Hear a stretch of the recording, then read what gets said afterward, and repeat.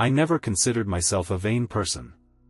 I didn't spend hours preening in front of reflective surfaces or agonizing over my appearance.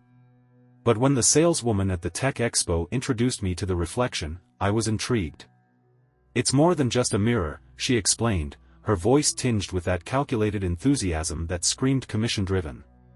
"It's an AI-powered system that analyzes your features, habits, and even your lifestyle to present the best version of yourself. And not just aesthetically, behaviorally, too." I glanced at the sleek surface of the mirror. It was unassuming, with a thin silver frame and a faint shimmer that suggested something more than glass lay beneath. "What's the catch?" I asked. "No catch," she replied.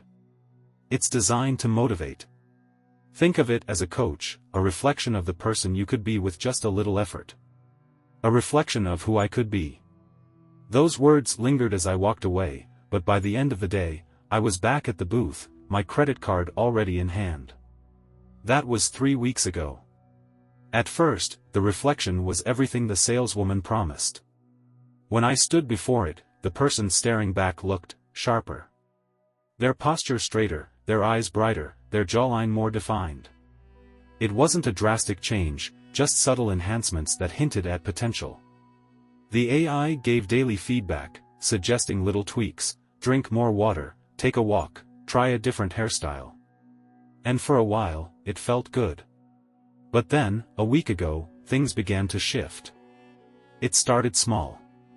I'd be sitting in my room, scrolling through my phone, and catch movement in the corner of my eye. The mirror would flicker, just for a moment, as if struggling to render. "Calibration issues," I muttered to myself. Then one morning, I woke up to find the reflection slightly off. My mirror self was wearing a red scarf, but I hadn't put one on. I glanced at the dresser where I usually tossed my accessories. There, crumpled in a heap, was my red scarf, one I hadn't touched in months. "Did you know I'd grab it?" I asked aloud, a chill crawling up my spine. The mirror didn't respond, of course. It never did. But its silence felt heavier now, like it was listening. By the next evening, the discrepancies grew harder to dismiss. I was brushing my hair when the reflection, me, but not quite, lowered the brush and tilted their head, as if studying me. My own hand froze mid-stroke. The figure in the mirror smiled, just a fraction of a second too late to mimic mine. I stumbled back, my stomach knotting. "Okay. That's not normal." The mirror returned to its usual polished self the moment I stepped away.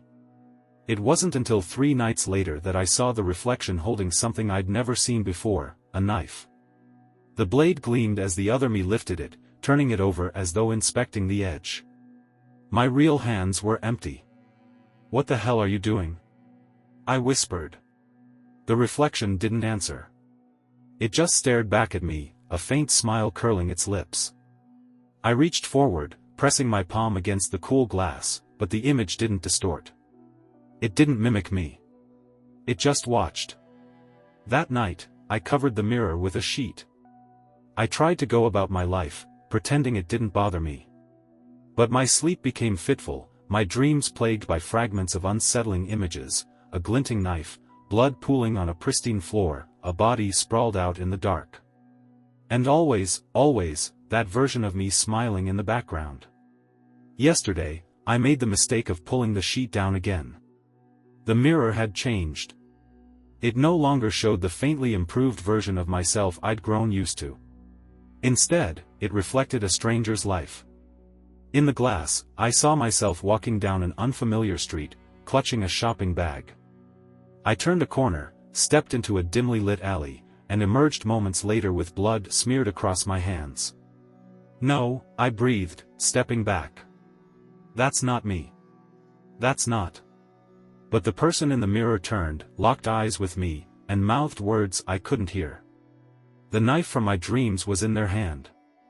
I couldn't sleep. Every time I closed my eyes, the scene from the mirror replayed in vivid detail.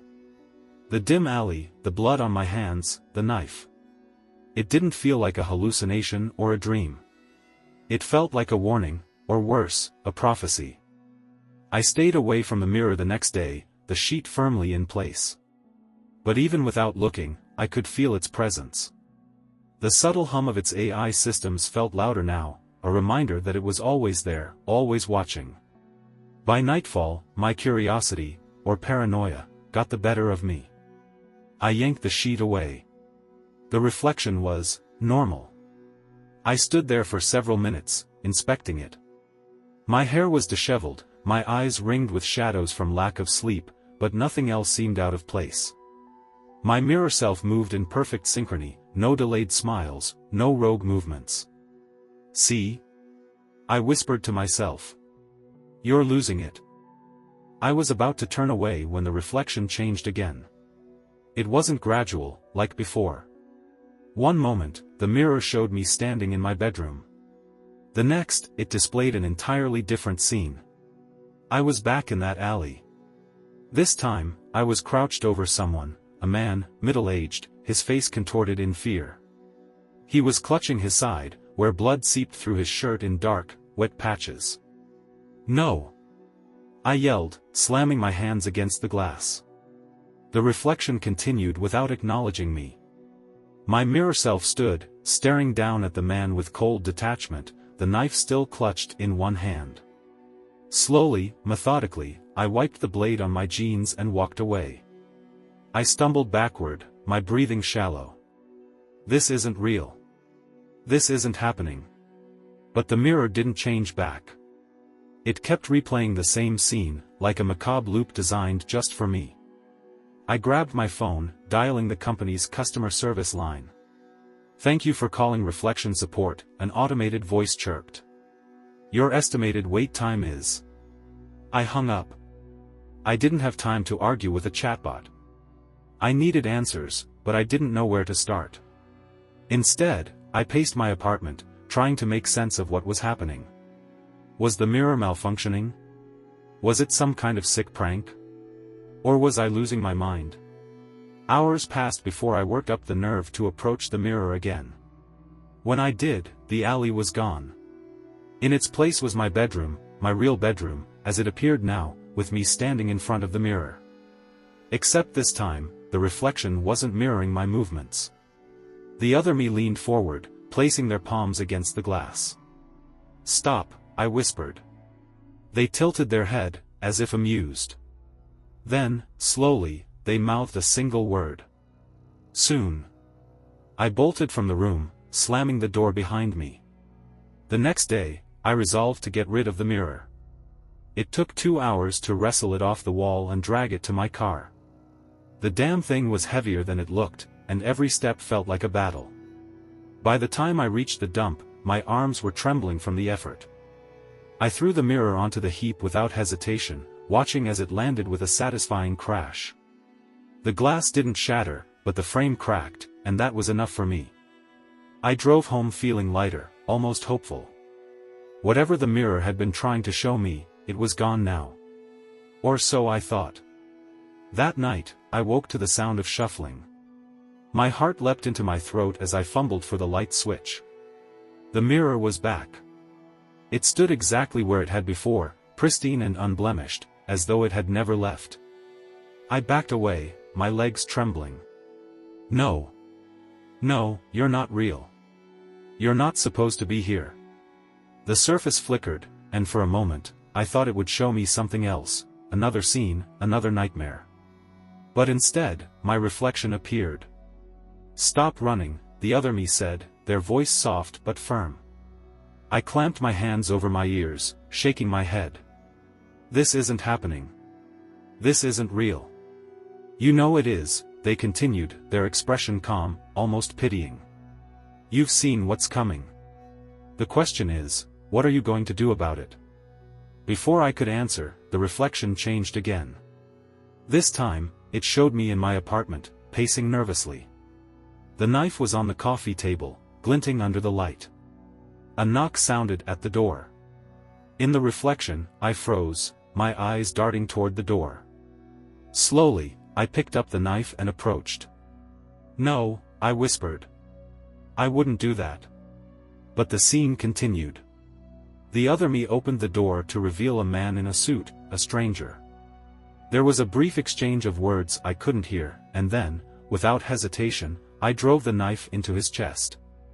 The man staggered backward, clutching at the wound, and the reflection ended. A knock echoed through my apartment, snapping me back to reality. I froze, my blood running cold. It was the same knock as in the mirror. The knock came again, louder this time. I sat frozen on the edge of my bed, staring at the door. My breathing was shallow, each inhale sharp and jagged. The scene in the mirror had etched itself into my mind, replaying in endless loops. Another knock. Hello? A man's voice, muffled but clear enough to send my heart racing. It was the same voice from the reflection. I swallowed hard, glancing toward the living room. The knife wasn't there. I didn't even own one like the one I'd seen in the mirror, but the panic swelling in my chest made me question everything. What if it was? What if I found myself doing exactly what the mirror had shown? The voice came again, calm but firm. I'm with the landlord. I need to speak with you about some maintenance issues. Maintenance. Right. That sounded plausible. My apartment building was old, prone to leaking pipes and faulty wiring. But why would he show up now, unannounced, in the middle of the night? I crept toward the door, each step as cautious as if I were crossing a minefield. Peering through the peephole, I saw him, a man in his late 40s, clean-shaven, wearing a dark suit. He held a clipboard in one hand, his expression neutral but professional. He looked harmless enough. But I couldn't shake the memory of the mirror. What do you want? I called through the door, my voice trembling. Just a quick inspection, he replied. Should only take a few minutes.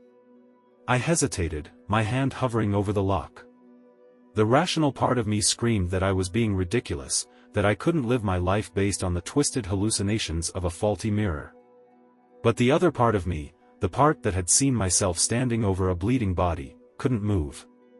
I'm busy, I lied. Come back tomorrow. A pause. Then, his voice took on a sharper edge. Miss, this is urgent. If you don't let me in, I'll have to involve the building manager. I backed away from the door, my pulse pounding in my ears. Something about his tone set my nerves on edge. I glanced toward the mirror, as if it might offer some kind of guidance. The surface was dark now, reflecting only the faint outline of my shadow. Please, the man said, softer this time. I just need a moment.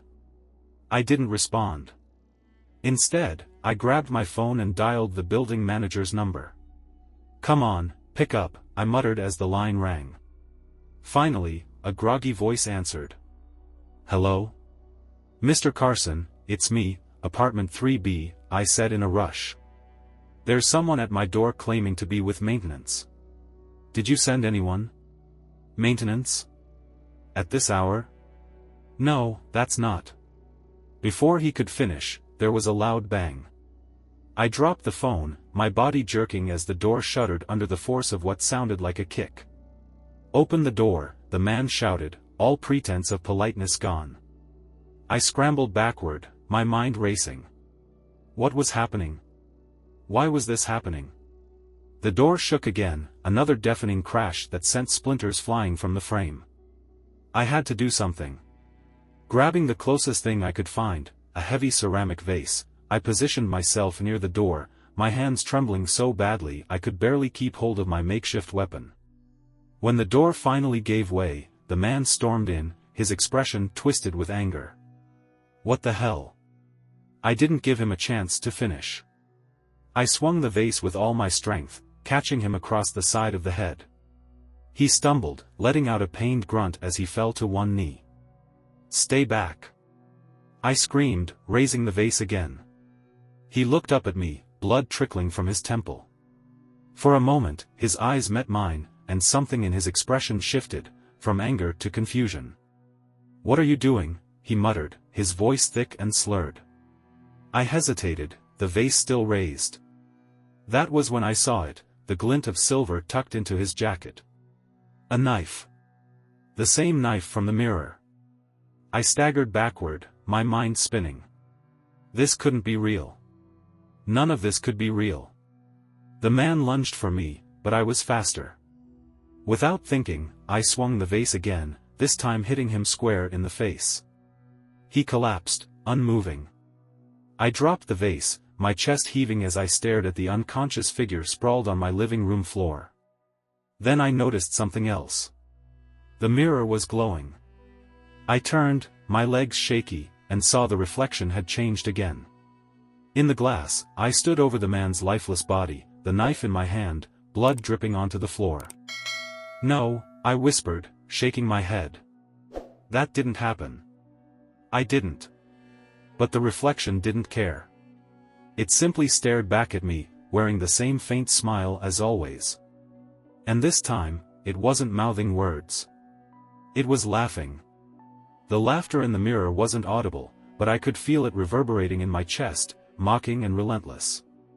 My reflection was grinning now, wide and sinister, as if it knew something I didn't. The man on my floor groaned, shifting slightly. He wasn't dead, thank God. At least not yet. I crouched down, careful not to get too close. His face was bloodied, his breath shallow but steady. The knife was still visible in his jacket pocket, a haunting confirmation of what I'd seen earlier. Who was he?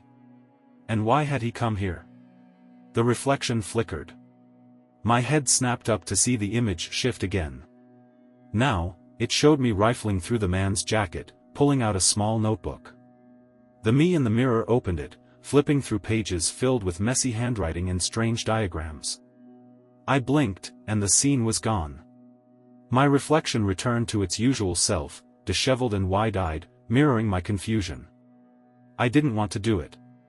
Every instinct screamed at me to run, to call the police, to let someone else handle this. But the mirror's imagery gnawed at my mind, compelling me forward. With trembling hands, I reached into the man's jacket. Sure enough, my fingers brushed against a small notebook, its leather cover worn and cracked. I pulled it out, flipping it open to the first page. December 4th. The subject shows promise. Behavioral patterns align with projections. Phase 2 recommended. The words were written in a rushed scrawl, but it was the title at the top that made my blood run cold. Project Reflection, User 3B. I flipped through the notebook, finding more entries. Most were cryptic, filled with jargon and diagrams I didn't understand. But one passage stood out. User shows increased susceptibility to predictive stimuli. Mirror is functioning as intended. Full synchronization expected within 48 hours. Synchronization? Predictive stimuli? What the hell did any of this mean? The mirror hummed behind me, its presence like a shadow I couldn't shake. I looked back at it, half expecting another scene to play out. But this time, the reflection was still, ordinary, almost disappointingly so. The man groaned again, louder this time. His eyes fluttered open, glassy and unfocused. I panicked, clutching the notebook tighter. "Who are you?" I demanded, my voice sharper than I intended. "Why are you here?" He didn't answer. Instead, he reached weakly for his jacket, his fingers brushing against the empty pocket where the notebook had been. "You work for them, don't you?" I pressed, my heart pounding. "Who sent you? What is this, some kind of experiment?" His lips parted, but the words came out in a garbled whisper. I leaned closer, straining to hear. "The mirror. What about it?" I snapped, shaking him lightly. "What's it doing to me?" His eyes locked onto mine, a flicker of fear breaking through his dazed expression. "It's showing you what you'll do." I froze, the words sinking in like a stone dropped into water. "What I'll do?" I repeated, my voice barely audible. He nodded, his movements sluggish. "You have to stop it, before." "Before what?" I didn't get the chance to ask. His body went limp, his head lolling to the side. "No, no, no," I muttered, shaking him again. But he didn't respond. He was still breathing, but unconscious, or worse. I stumbled back, clutching the notebook like a lifeline. My mind raced, trying to make sense of everything. The mirror was showing me what I'd do. But did that mean it was inevitable? Or was it influencing me, pushing me toward these actions? I turned back to the mirror, my reflection staring at me with an unnerving intensity. The surface shimmered, and a new image began to form. This time, it was my apartment again. The man was gone, and the room was spotless. No blood, no broken door, no sign of a struggle.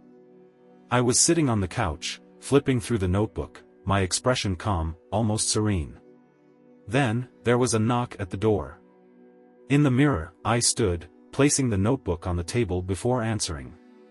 A second man entered, a different stranger, taller, with a hardened expression. He carried a gun. I didn't need the scene to play out to know how it ended. "No," I said aloud, backing away from the mirror. "That's not going to happen." But even as I said it, I felt the weight of inevitability pressing down on me. The man on the floor stirred again, his body twitching. I had to act fast. I grabbed my phone and snapped a photo of the notebook's pages, just in case, before tossing it into a bag along with a few essentials. Then, I left the apartment, my hands still shaking. As I stepped into the cold night air, I glanced back through the window. The mirror was still glowing, its surface flickering faintly. And in its depths, my reflection was smiling. The streets felt unnaturally empty as I fled my apartment, the cold air biting at my skin. My mind raced, replaying the words in the notebook, the man's cryptic warning, and the chilling scenes from the mirror. "It's showing you what you'll do." I didn't know where I was going, only that I had to get away from the mirror and the man in my living room. Every shadow seemed to stretch toward me, every distant sound a potential threat. I ducked into a small cafe that was open late, grateful for the warm, fluorescent-lit interior. The handful of patrons scattered across the tables barely glanced at me as I slipped into a corner booth. Taking a deep breath, I pulled out my phone and scrolled through the photos of the notebook. The handwriting was erratic, some words underlined so heavily they almost tore through the paper. Full synchronization expected within 48 hours. Subject will exhibit loss of autonomy as projected. Predictive model success rate, 92%. Margin of error decreasing with each iteration. I paused on one line that sent a shiver down my spine. Once synchronized, subject becomes indistinguishable from predictive reflection. Event horizon achieved. Event horizon? I whispered to myself. I couldn't wrap my head around it, but one thing was clear, the mirror wasn't just predicting my future, it was trying to merge me with it. The door to the cafe jingled as someone entered. I tensed, glancing toward the newcomer. It wasn't the man from my apartment, nor anyone I recognized. But the paranoia gnawed at me, whispering that they could be connected somehow. I couldn't stay here. Stuffing my phone back into my bag, I left a few crumpled bills on the table and slipped out through the back exit. The alley was dimly lit, the air damp with the faint scent of garbage. That's when I saw the man. Not the one from my apartment, but the second man, the one with the gun from the mirror's latest vision. He was leaning against the wall near the alley's entrance, his face partially obscured by a shadow. For a fleeting moment, I thought he hadn't noticed me. Then his head turned, and his eyes locked onto mine. I bolted. My feet pounded against the pavement as I sprinted down the alley, weaving through side streets and cutting across intersections. I didn't dare look back. The world blurred around me, my focus narrowing to the singular goal of escaping. My lungs burned, my legs screamed for relief, but I couldn't stop. Finally, I ducked into an abandoned building, collapsing against a wall in the darkness. My chest heaved as I struggled to catch my breath. It was only then that I realized I still had the notebook in my bag. I'd meant to leave it behind, but in my panic, I must have grabbed it without thinking. My hands shook as I flipped through the pages again, searching for answers. One entry, near the back, caught my eye. Reflection behavior anomalies increasing. Subject exhibits heightened resistance to predictive stimuli. Mirror may require recalibration. Heightened resistance. That had to mean me. Maybe I wasn't as helpless as I thought. But before I could think further, a faint noise reached my ears, a slow, deliberate set of footsteps echoing through the empty building. I froze, holding my breath. The footsteps grew louder, closer, until a figure emerged from the shadows. It was the second man, his face hard and expressionless, a gun glinting in his hand. "Miss 3B, he said, his voice low and menacing. "You weren't supposed to run." I backed away, my mind racing. "Who are you? What do you want?" He took another step forward. "I'm here to fix a mistake. The mirror's gone too far." "What does that mean?" I demanded. He didn't answer. Instead, he raised the gun, aiming it directly at me. Time seemed to slow as adrenaline surged through me. I spotted a rusted metal pipe lying nearby and grabbed it, swinging it with every ounce of strength I had. The pipe connected with his arm, and the gun clattered to the ground. He cursed, clutching his arm, but I didn't give him a chance to recover. I swung again, this time hitting him in the leg. He crumpled to the floor with a grunt of pain. Without thinking, I grabbed the gun and pointed it at him, my hands trembling. "Stay back," I warned, my voice shaking. He glared at me, his expression a mix of anger and something else, fear. "You don't understand," he said through gritted teeth. "The mirror isn't done with you. If you don't destroy it, it'll take over completely." "Why? What does it want?" He let out a bitter laugh. "You. The perfect you. The you it's been creating since the day you brought it home." His words hit me like a punch to the gut. The mirror wasn't just predicting my actions. It was rewriting me, molding me into the person it thought I should be. And if I didn't stop it, I'd become that person, whether I wanted to or not. I stepped back, lowering the gun slightly. "How do I stop it?" "You can't," he said, his voice cold and final. "Not without becoming what it wants you to be." I didn't have time to process his words. A low hum filled the air, growing louder until it was almost deafening. The mirror was here. The reflective surface shimmered into existence against the far wall, its frame glowing faintly. My reflection stepped forward, a cruel smile playing on their lips. "Hello," they said, their voice eerily calm. "It's time to finish this." The hum from the mirror was deafening, vibrating through the walls and into my bones. My reflection stood within its glowing surface, looking impossibly real, more alive than ever before. They weren't mimicking me anymore. They were moving independently, their eyes cold and calculating. "You can't fight this," they said, their voice dripping with certainty. "You were always meant to become me." The man on the ground groaned, trying to push himself upright. "Don't listen to it," he rasped, his voice weak but desperate. "Destroy the mirror. It's the only way." I tightened my grip on the gun, sweat dripping down my face. The reflection tilted their head, a faint smirk playing at their lips. "Destroy me," they echoed, their tone mocking. "And destroy yourself in the process? You don't even know what you are without me." "That's not true," I shot back, my voice trembling. "Isn't it?" the reflection countered. "Who gave you confidence? Who showed you what you could be? Without me, you'd still be stumbling through life, lost and aimless." They took a step closer to the glass, pressing their hands against the surface. "I made you stronger. Smarter. Better. And you hate me for it." My breath caught in my throat. Deep down, a part of me wondered if they were right. When I first brought the mirror home, it had made me better, at least at first. It was only when the cracks started to show that I'd realized the cost. The man on the floor coughed, snapping me out of my thoughts. "It's manipulating you," he said, his words slurred but forceful. "It doesn't care about you. It only cares about control." I turned back to the mirror. My reflection's smile widened, their eyes gleaming with something almost predatory. "Let me show you what happens if you fight me," they said. The surface shimmered, and the reflection changed again. This time, it showed me standing in the same abandoned building, but the scene was darker, bloodier. The man on the ground wasn't groaning, he was lifeless, a pool of blood spreading beneath him. In the reflection, I was holding the gun, my face blank and unfeeling. I turned to the mirror, staring at myself with cold detachment. Then, with deliberate precision, I raised the gun to my temple. The image froze there, lingering in the air like a threat. "That's your future if you resist," the reflection said, their voice soft and menacing. "But if you let me in, if you stop fighting, you'll never feel fear again. No more doubt.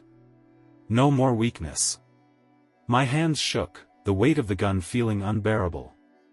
I glanced down at the man on the floor, his bloodied face twisted in pain, and then back at the mirror. "Why me?" I asked, my voice cracking. "Why are you doing this?" The reflection tilted their head, almost amused. "Why does anyone create? Perfection requires a subject, and you were adequate. But don't think you're special. If not you, there would have been someone else. Another canvas." The words stung more than I wanted to admit. For a moment, I hesitated. The allure of what they offered was undeniable. A life without fear or doubt. A life of certainty and control. But at what cost? "No," I said, my voice firm. The reflection's smile faltered. "I won't let you take over," I continued. "You don't own me. I'm not your experiment." Their expression darkened, their eyes narrowing. "You're making a mistake." "Maybe," I said. "But it's my mistake to make."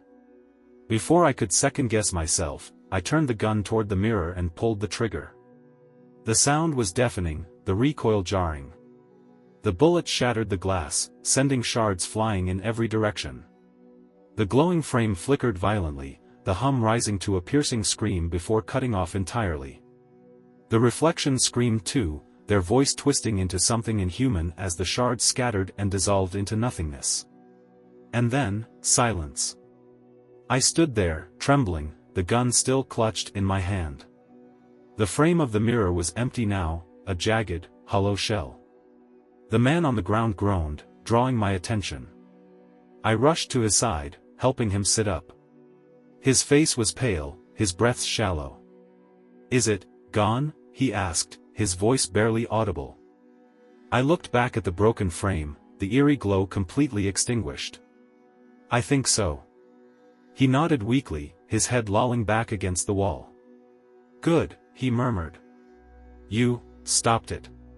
But his relief didn't ease the knot in my stomach. The police arrived an hour later, responding to a noise complaint from a nearby building. I didn't try to explain everything. I wasn't even sure where to start. They took the man into custody, but not before he whispered one last warning to me. "Be careful. There are others. It's been 3 days since I destroyed the mirror, and the quiet feels wrong. I've tried to tell myself it's over, that I'm free. But every time I catch my reflection in a normal mirror, I can't help but wonder. Are they still watching? And if they are, how long before they try again?"